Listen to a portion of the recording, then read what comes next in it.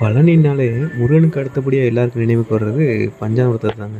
அந்த பஞ்சாமிர்தத்தை பெட்டி பெட்டியாக டிராக்டரில் வச்சு கொண்டாந்து ஒவ்வொரு தேவஸ்தான கடைகள்லையும் இறக்கிட்டு இருந்தாங்க.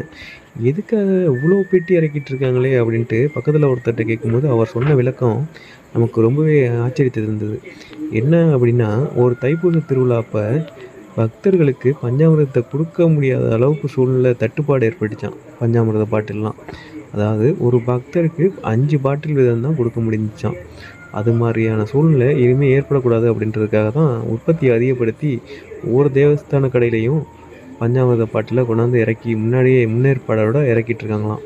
அது மட்டும் இல்லாமல் கடைகளையும் அதிகப்படுத்தியிருக்காங்களாம், தேவஸ்தான பஞ்சாமிர்த கடைகளையும்.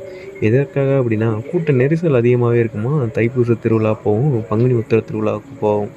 அதுக்காக தான். நீங்கள் இந்த மாதிரி கூட்டத்தில் பஞ்சாமிர்தம் வாங்கிய அனுபவம் இருக்கா உங்களுக்கு? அப்படின்னா கமெண்ட் பண்ணுங்கள்.